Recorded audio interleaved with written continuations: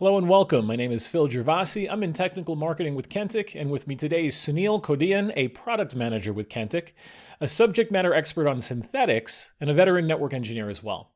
Now, synthetics may be a term that you're already familiar with, often referred to as synthetic testing or synthetic monitoring. And what we're going to do today is dig into the technology to see what it is and how it works. We're going to look at one specific problem that we can solve with synthetics, and then how all of this fits into an overall network observability solution.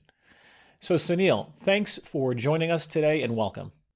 Thanks, Phil. It's great to be here. Sunil, I'd like to start by laying some groundwork and getting a working definition for synthetics. So my first question for you is pretty broad, I guess. What is this idea of synthetics? Can you define it for us? Absolutely.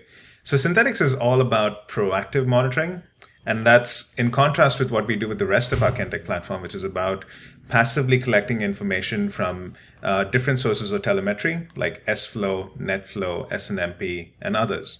With synthetic monitoring, what we're doing is we're monitoring proactively our users' digital experience. We do this by peeling back layer by layer every aspect of that digital experience, from the routing layer, the network layer, and into the application stack.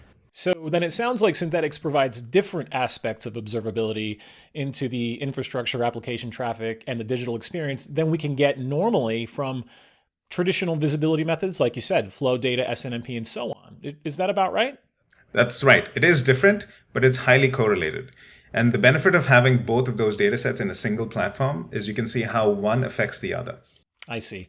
So this helps a lot, at least for me, in understanding how versatile this is. So what I'd like to do now is actually see the Kentik Synthetic solution in action. I'd like to see how we use synthetics to solve a real problem. So what I have here is an application performance problem that ultimately we're going to learn is caused by a DNS issue. So Sunil, can you walk us through how to use Kentik Synthetics in this kind of a scenario? Absolutely.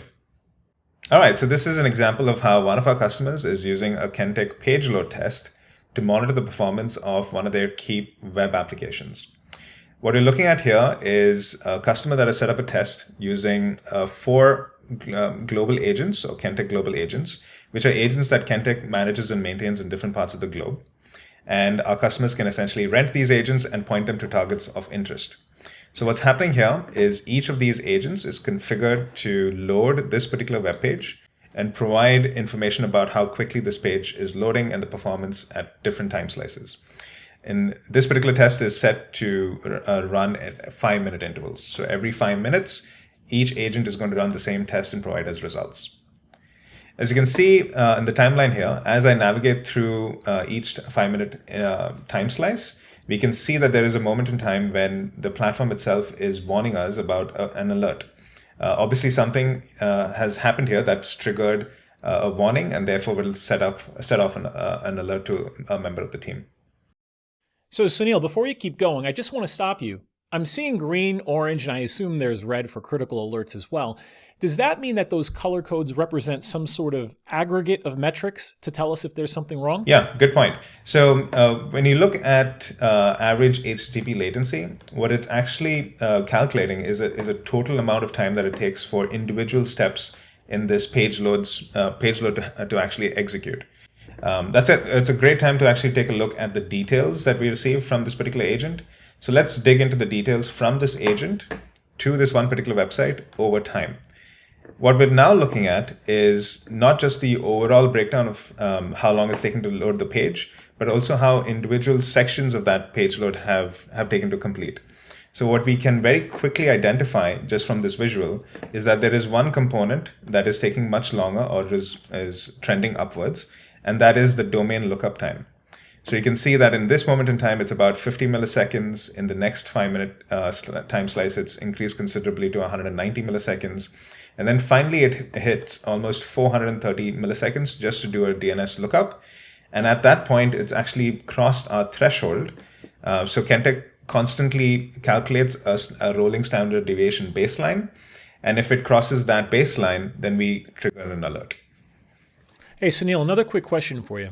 How granular can we get with this page load test? I mean, can we drill down deep into the transaction and see exactly where the latency is coming from? Absolutely. So in this case, we know that the page is loading slower than it normally would. But what is the effect of this? We can actually see that in real time when we look at the waterfall graph. So if we look at the waterfall graph for a time when everything is green, we can actually see how long the page is taken to load, but also how long individual objects on that page have taken to load individually. And when we compare one time slice with the other, we can see that there is a dramatic difference because of this pink section that is introduced, which is essentially the delay that was introduced as a result of the DNS lookup. And as a result of that, every subsequent object on the page takes much longer to load, and which reduces the performance of the web page. So you can see individually that every GET request for every object on the page and how it might be affected. So Sunil, that's really great to see the entire thing broken down like that. Those are some of the things that I had to deal with myself over the years as an engineer. Just trying to figure out exactly why an application is slow. What's going on in the network that might be causing it. And also understanding that sometimes latency isn't actually a network issue at all and is caused by maybe a server that's slow to respond for whatever reason. So this really resonates to me, at least. Now, before we end, I do want to ask you one last question. We've been looking at Synthetics almost as a standalone tool, but how would you say this fits into our overall network observability solution?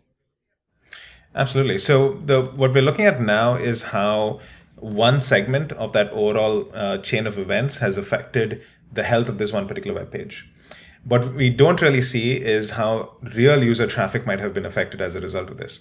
So when we collect real user traffic flows from the rest of the Kentik platform through SFlow and NetFlow and all the other telemetry that we consume, we can actually correlate this to a real user traffic, where real user traffic was affected by some degradation in the network performance or in the DNS lookup performance, and so on. So being able to merge those two pieces of information together becomes really, really helpful.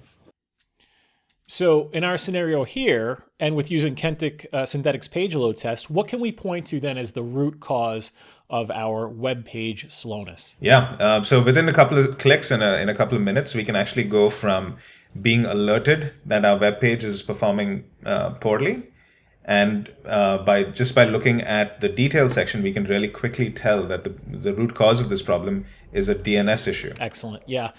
Well, thank you, Sunil, for joining me today and helping us understand Kentik Synthetics, what it is, how it works, and what role it plays in network observability. I really do appreciate your expertise and talking with you today. Absolutely. Thank you for the time. So to learn more about Kentik Synthetics, visit our website, kentik.com/synthetics, and check the resources there. And you can always reach out to a Kentik representative as well to learn more and set up a demo. Thanks for joining us today. See you soon. Thank you.